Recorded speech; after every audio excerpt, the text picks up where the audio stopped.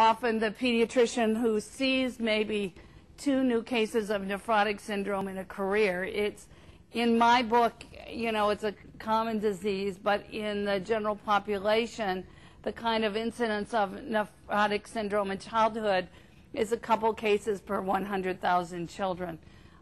So it's not a super common disease, and they'll first think, oh my gosh, something in his bedroom is making him allergic when you see this. And they'll get, to substantiate this through the day, these swollen eyes will seem to get better. Well, gravity does that. Because what gravity does is gravity pulls the fluid down during the day. So the child's standing up and the fluid goes down, and so it gets better. So he's out of the bedroom, it gets better, substantiates that. So that can go on for a while until someone tests the urine and goes, oh my God, you know, this is kidney disease, or the swelling just becomes obvious because it's whole body swelling. And that, you know, when the child gets to this point, it's really clear, you know, because this poor little girl, she's got swelling all in her face here, her cheeks, under her chin. She's got, you know, a belly full of fluid. You know, she's got these relatively small legs compared to this belly full of fluid, but she's still got fluid here. I mean, she's even got this tissue above, little folded tissue there over the pubic bone is swollen. I mean, she's just, poor girl, is really swollen. And this isn't as good a picture, but you can still see what you need to see, which is look at these big swollen eyes. These eyes are so bad, they don't go down all the way through the day. So, and this, another picture of the little girl who is standing up, you know, she's just, you can tell her whole face, her whole body, her legs, her arms, everywhere. She is just swollen, swollen, swollen. So this process has gotten pretty extreme. The typical patient who comes in with nephrotic syndrome and looks like this is a child, usually in the early years of childhood, 1 to 6 years old. Males more common than females. Often it will seem that children will have a viral infection and then this all starts, but it doesn't have to be. They have generally normal kidney function as far as handling waste products is concerned. So you check the creatinine level, the marker waste product. That's okay initially. And most likely this child has minimal change nephrotic syndrome. It used to be that we saw this typical patient, and we saw this patient, we treated them with prednisone, they got better. They maybe had, they had a 50 or 75% chance of having some more episodes, and they had a few more episodes, and then it was all gone. It was done, you know, and they grew up healthy ever after. And that was the typical minimal change nephrotic syndrome child back in the 70s and the 80s when I started in this field. And, you know, I could say to parents, no, this is not too bad a thing, you know. Don't worry, it's going to get better. Child's going to do pretty well. But as I've said, this continuum from this minimal change disease to this worse disease of focal sclerosis and worse variants of minimal change disease, the disease seems to have changed. Why? Whether it's environmental, whether it's changes in genetics, whether it's everything, it's probably multifactorial, but something has changed this world and made this into frequently a worse thing.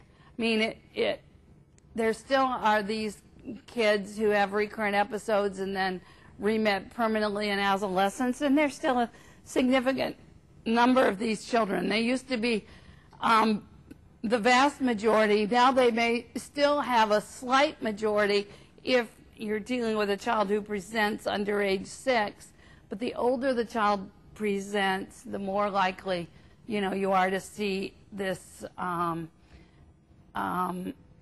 more serious kind of disease. Adults can actually do this kind of presentation of simple minimal change disease too, although the incidence when you have an adult who presents with pure nephrotic syndrome not part of another disease like lupus or something else. Only the incidence in adults of minimal change disease much, much lower. They're much, much more apt to have a more serious disease behind their nephrotic syndrome. So that's okay. The last one was just a repeat showing you that in minimal change disease, what you see is you just see that the foot processes are fused. And you look at this is a kidney filter, which could be hopefully mine. It's a regular microscope picture of a kidney filter in a child with minimal change disease, but this basically is a normal situation. These are each capillary loops here. They're nice and normal looking and open. The mesangium, which is kind of the base of the filter, the cells here look normal. The whole thing looks fine. So when you look at just the regular biopsy in minimal change disease, it's going to look fine.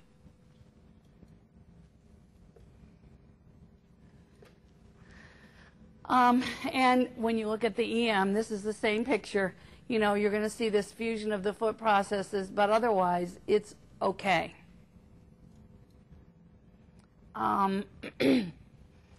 But then there's this group that goes on to be the focal sclerosis. Sometimes focal segmental glomerulosclerosis. There's another group called focal global glomerulosclerosis. Focal means different parts of the kidney. So it means that the disease process is scattered through the kidney. Segmental means just segments of the filter. So FSGS initially involves pieces of the filter and not the whole filter. I mean, the whole filter is involved in leaking protein, but the whole filter doesn't have the change that you see on the biopsy. FSGS kids and focal global, which means that there's glomerulosclerosis, which is glomerulus is the filter, sclerosis is scarring. So in focal global glomerulosclerosis, you see that the whole filters here and there in the kidney, not everyone, but focal here and there in the kidney. Global, the whole filter is scarred. Focal segmental, you see that here and there in the kidney, a segment of the filter is scarred. Actually, there's a tendency for the patients with focal global glomerulosclerosis, which is the opposite of intuitive, tend to do somewhat better. But in either case, it's focal sclerosis, and these patients can do very well. About 25% or so of FSGS patients seem to do well and may even have a long-term remission. But the majority have recurrent or persistent nephrotic syndrome, and a good portion will go on to kidney failure, complete kidney failure, need dialysis and transplant. The problem with transplant in this disease is that there's a certain percentage that varies some from study to study, and a little bit with the differences in the pattern on biopsy of the FSGS. But some of the patients who go on to kidney failure and get a transplant will get the disease back in the transplant, just to complicate things even further.